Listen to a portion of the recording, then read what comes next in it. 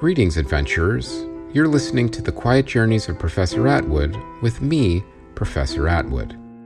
I'm glad you're here, and I can't wait to tell you about my latest journey. Don't worry, it's a safe space. I'll handle all the danger for you. I designed these stories to help you relax, chill anxiety, and go to sleep. Maybe they'll even put a smile on your face, even if it's a sleepy smile. So please, settle in, relax, and prepare to quietly drift off with me to parts known, unknown, and even some places in between. Comfortable? Very well.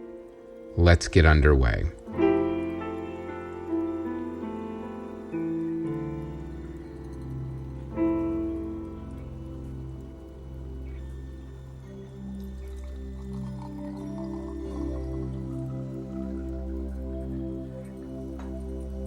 Good evening, adventurers. I hope you're doing well. I also hope you're all cozy and settled in because tonight is a tale with a little bit of urgency in it. I was going on a rescue mission, and to be honest, I wasn't sure what I would find along the way. Now, as you remember, I had finished up Professor P's second science challenge and had the Minion personal transport vehicle power problems solved using a wireless power transfer system. Now, there were 3 science challenges in total, which is, of course, why I even came to this fake volcanic island lair. If I completed all 3, Professor P would tell me the whereabouts of my missing mentor, Professor Sampson, who went missing years ago. But there was much more to it than that, and more mysteries than I was anticipating. The first mystery being his new girlfriend, who also happened to be my ex-wife, Julia. Well, Julia told me the story and how they met and fell for each other over a mutual love of neuromorphic engineering. I was sure there were some pieces missing from that story as well. And those pieces had not yet been uncovered, as I was too busy trying to complete these science challenges, which was first priority on the fake volcanic island lair. But things took an incredibly unexpected turn as Professor P granted me a, quote, day off after he and Julia went on a little vacation. Turns out, it wasn't a vacation at all. They had kidnapped my assistant, Bradley, and his girlfriend, Delores, right from Niagara Falls. They were imprisoned in fake ancient temple ruins on the other side of the island, opposite of the fake volcano. So my day off turned into a rescue mission. But I had to get my hiking gear from my submarine, the O2, and it was clear Professor P was trying to gain access to it for unknown reasons. Another mystery. I would have to be careful how I accessed it. I found out all this during a very awkward breakfast, which is too bad because my mysterious ally, Chef Chet, really is an excellent cook. But as delicious as a breakfast is, a kidnapping always spoils it. But before I tell you about my rescue mission to explore fake ruins across the hidden island lair of the Infinite Science Cabal, I want to talk to you about a few things. First of all, we want to thank you again for all your support and for being here and listening to our stories. It's much appreciated. And we're also warmed by all the wonderful and supportive reviews you've been posting. Thank you. Now, remember, there are 2 types of shows in the podcast high-speed show feed. There are the regular episodes, such as what you're listening to now, and Professor Atwood's Sleepscapes to give you more adventures per month. These sleepscapes are pulled directly from my adventures with all the music and sounds we collect on our journeys. We then remix and remaster them and make them longer, so you can create your own adventure in your mind as you settle in and drift off to a quiet, comforting sleep. And as always, don't forget to rate and review the show, and maybe post about the show, as that's how other adventurers find us. And if you want more info, merchandise, and donation and ad-free Patreon subscription options, there's always room for one more. You can always go to whitecatentertainment.com. All right, now let's get back to the story. I was still collecting my thoughts in the evil lair executive cafeteria after Professor P and Julia left. I looked over at a table with a fruit bowl on it, where two of the other evil executive scientists were pretending to mind their own business, but I knew they overheard everything. I had met them before breakfast, and as I said before, I disliked them both immediately. One had an ascot and a top hat who introduced himself as Dapper Science John, and the other had an eye patch and wore a dirty lab coat, and his name was Professor Roughhouse. I suppose they had nothing better to do than gloat about their boss's kidnapping. Now, I wonder if it was those two who were trying to get into my submarine. I mean, it could have been them or just the minions. Honestly, it didn't matter. I employed hardy encryption tools that were nigh unbreakable. But to be honest, I just really didn't like the look of those two. Still, I had to access my submarine to get my exploring gear and grab at least 2, maybe 3 of my customized umbrellas. Well, at least umbrellas 3 and 4, but I'll get to that later. I got up and exited from the executive cafeteria under the watchful eye of Dapper Science John and Professor Roughhouse, who were both pretending to eat blueberry muffins while observing my movements. They weren't fooling anyone. Professor Roughhouse got fresh blueberry stains on his already dirty lab coat and didn't seem to mind at all. Anyway, I quickly made my way back to the submarine dock, and as Professor P promised, it was indeed empty. But I knew there were cameras, but that wouldn't matter. There was nothing to observe. All my codes were hidden, and I had put the hatch on a time proximity lock to only input my security codes when I was present, and it was a certain time. And that time was now. The hatch quietly unlocked, and I entered the O2. No sign of forced entry, and no signs of anyone being there while I was away.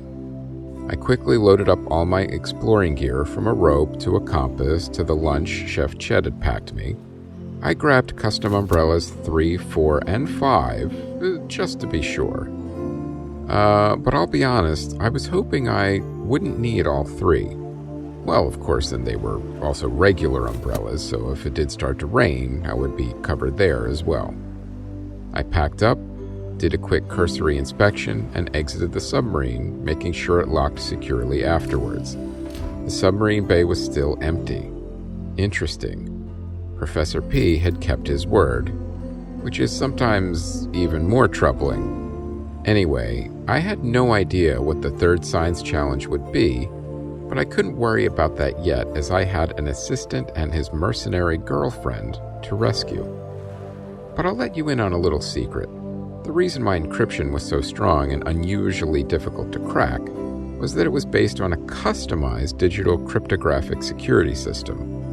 I thought about that as I made my way out of the fake volcanic lair towards the jungle entrance.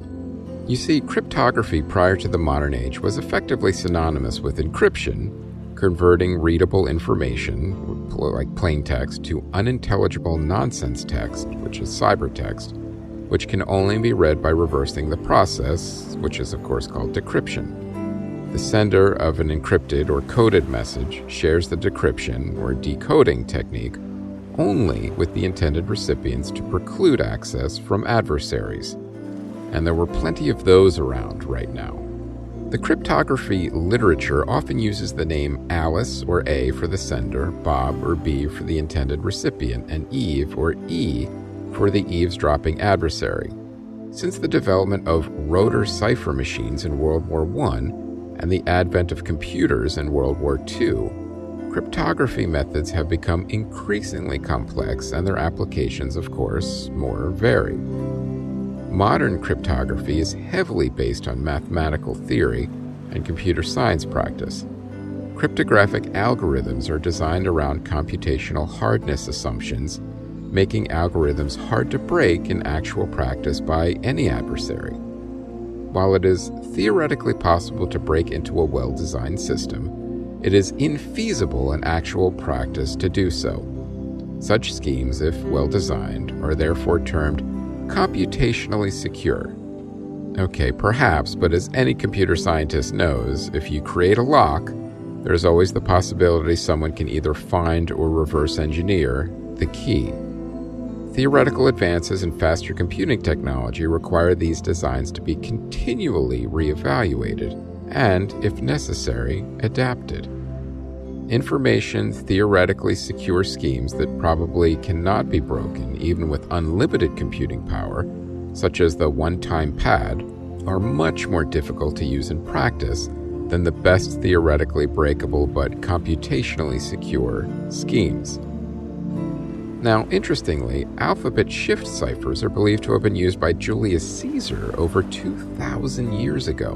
Now, this is an example. Let's say K equals 3. In other words, the letters in the alphabet are shifted 3 in one direction to encrypt and 3 in the other direction to decrypt. The first use of the term cryptograph, as opposed to cryptogram, dates back to the 19th century, originating from The Gold Bug, a story by Edgar Allan Poe.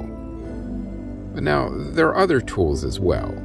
A cipher is a pair of algorithms that carry out the encryption and the reversing decryption. The detailed operation of a cipher is controlled both by the algorithm and, in each instance, by a key. The key is a secret, ideally known only to the communicants, usually a string of characters, now ideally short so it can be remembered by the user, and it's needed to decrypt the ciphertext. In formal mathematical terms, a cryptosystem is the ordered list of elements of finite possible plaintexts, finite possible ciphertexts, finite possible keys, and the encryption and decryption algorithms that correspond to each key.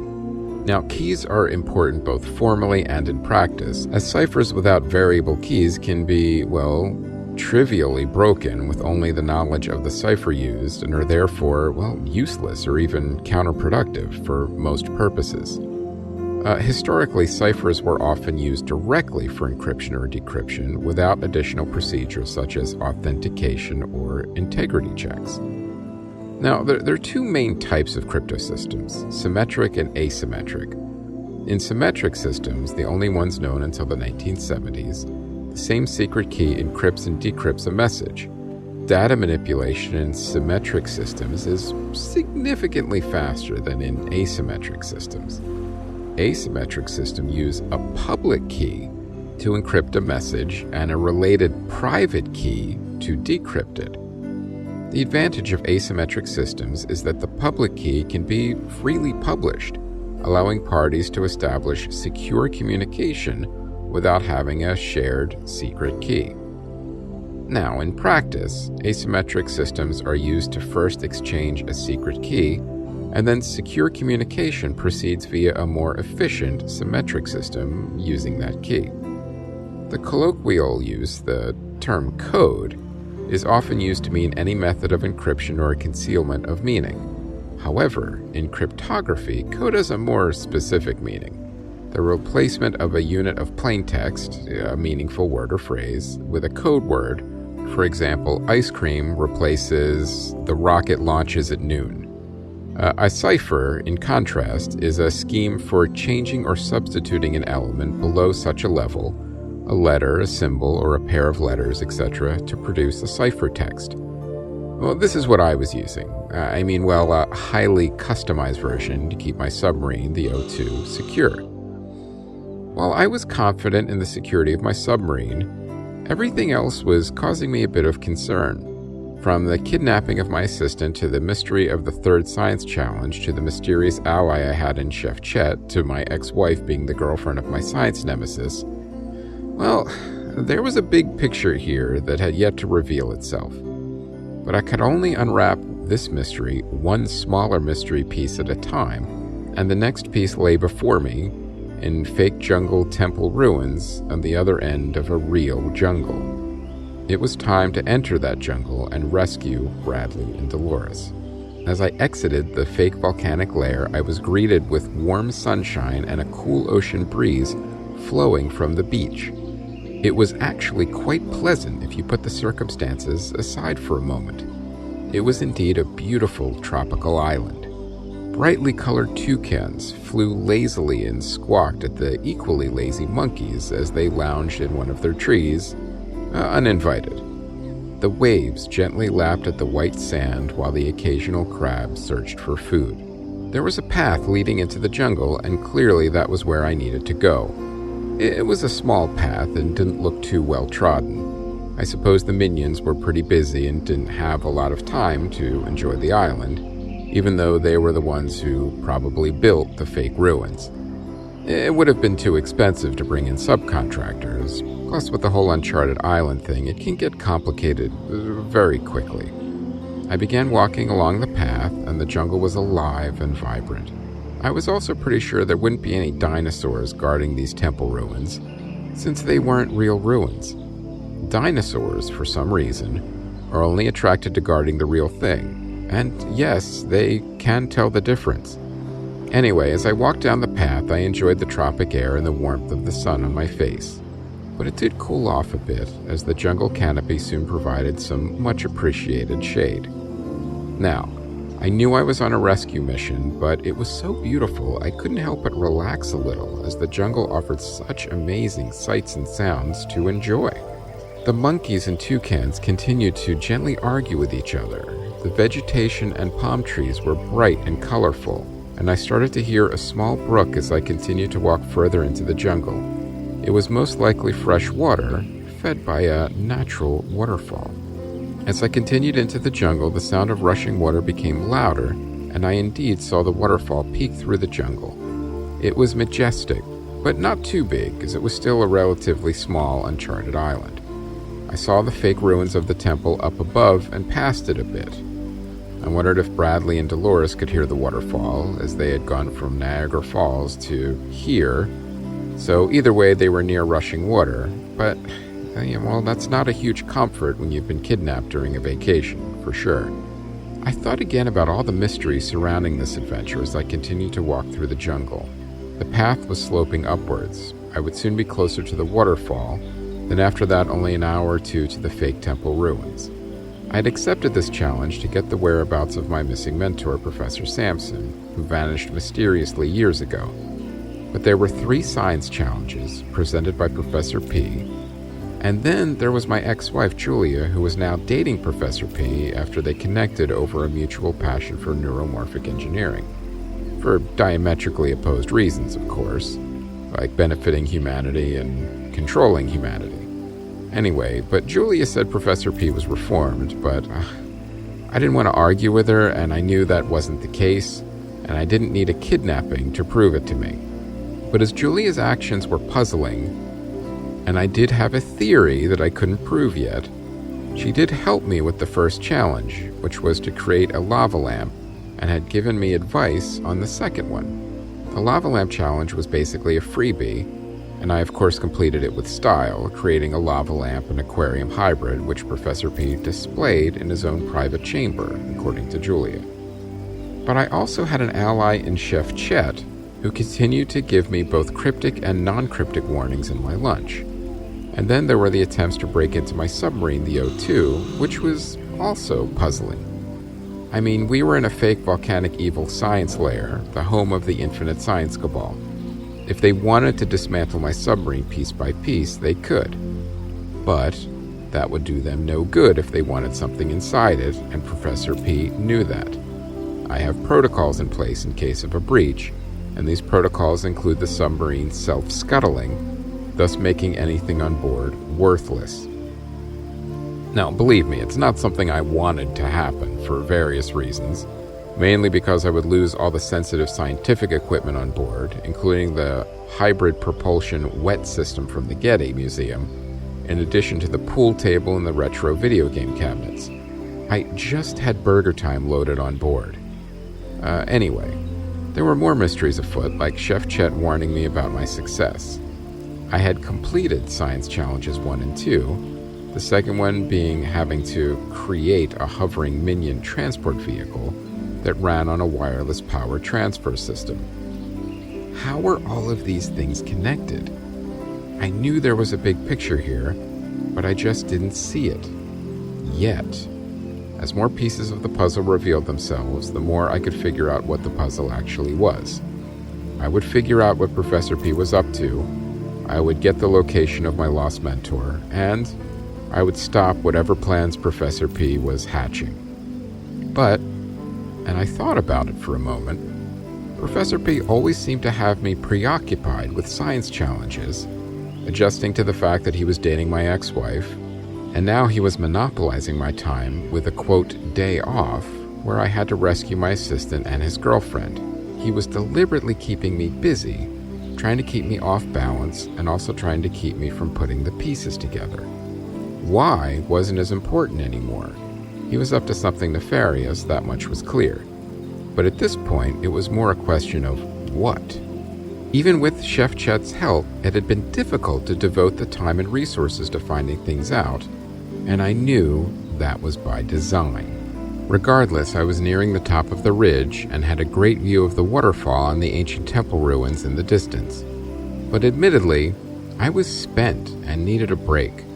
I unwrapped my Santa Fe chicken sandwich that Chet had wrapped for me, along with some great sides like fresh fruit and barbecued kettle chips. There were even a couple white chocolate chip cookies that I would save for later. As I ate lunch, I took a look at the beautiful waterfall and the expansive ocean in the distance. As I said, it was beautiful and quite calming, despite the circumstances.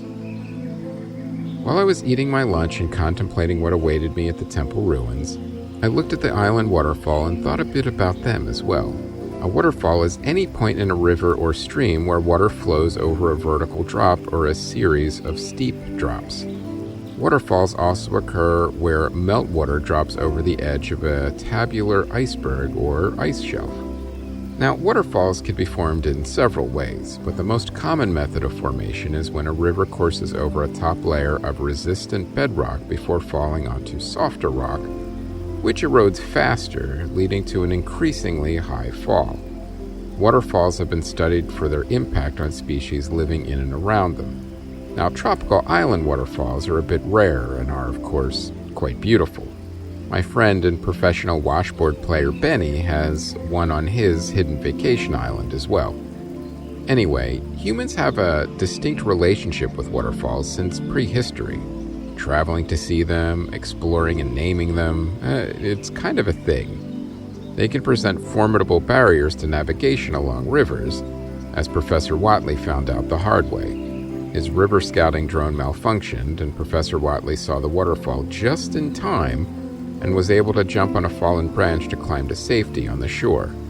And when he later investigated who had made the drone, it was the Infinite Science Cabal under a shell corporation. He wasn't happy, and informed the ISP, the International Science Police, and they had the Infinite Science Cabal's malfunctioning drone factory shut down. Anyway, waterfalls are religious sites in many cultures. Since the 18th century, they have received increased attention as tourist destinations, sources of hydropower, and, particularly since the mid-20th century, as subjects of research. Now, a waterfall is generally defined as a point in a river where water flows over a steep drop that is close to or directly vertical. There are various types and methods to classify waterfalls.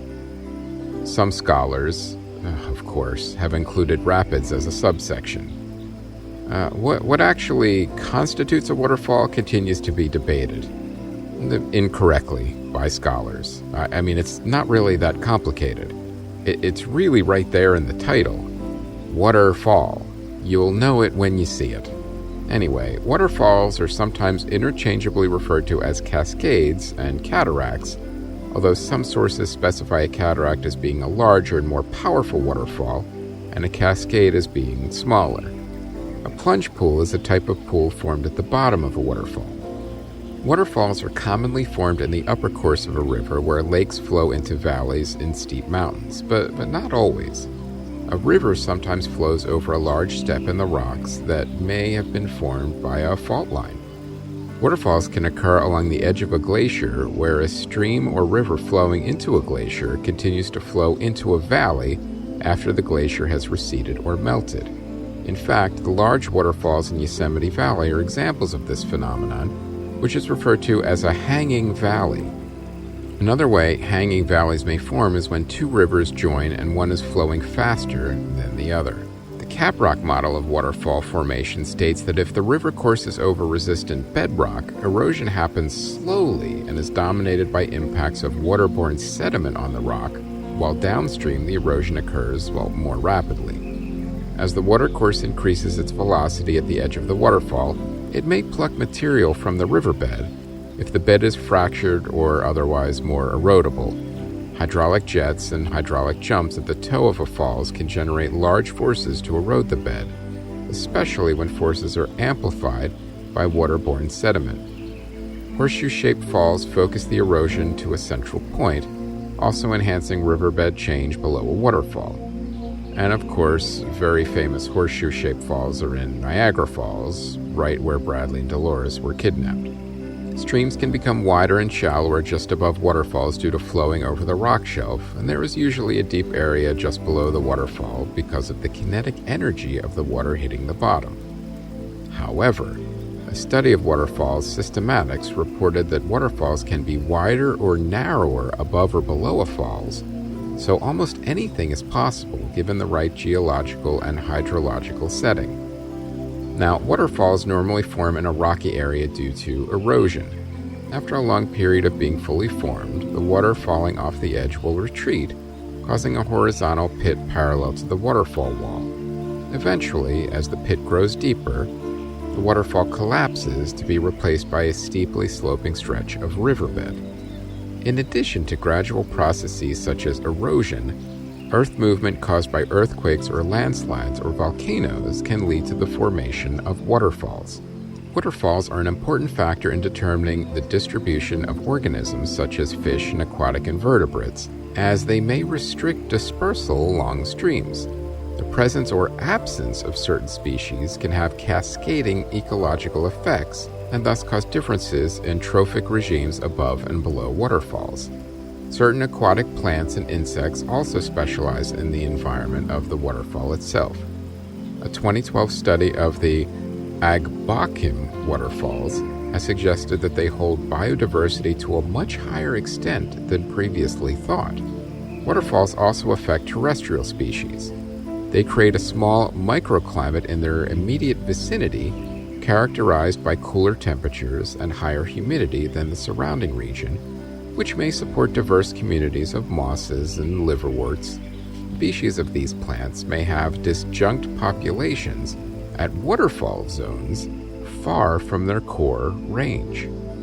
Waterfalls also provide nesting cover for several species of bird, such as the black swift and the white-throated dipper. These species preferentially nest in the space behind the falling water, which is thought to be a strategy to avoid predators.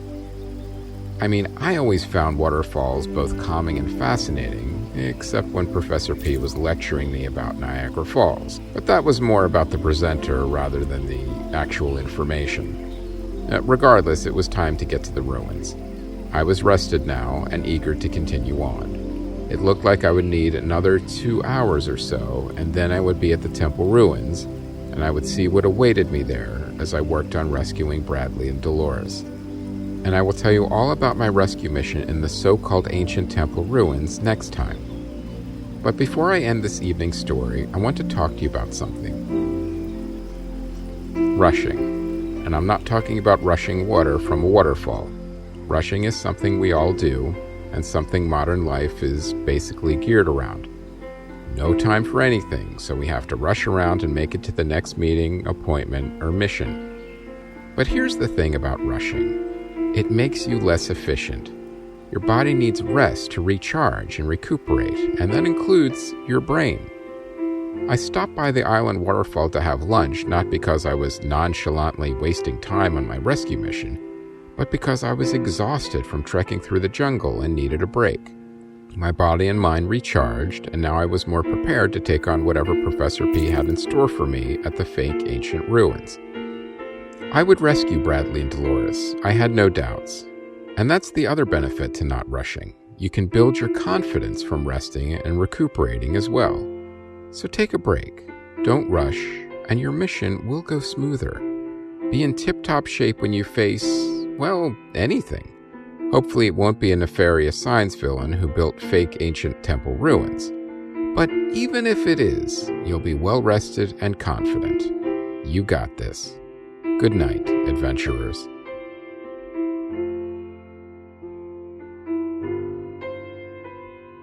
The Quiet Journeys of Professor Atwood was created, written, and performed by Chris Mancini and produced by White Cat Entertainment.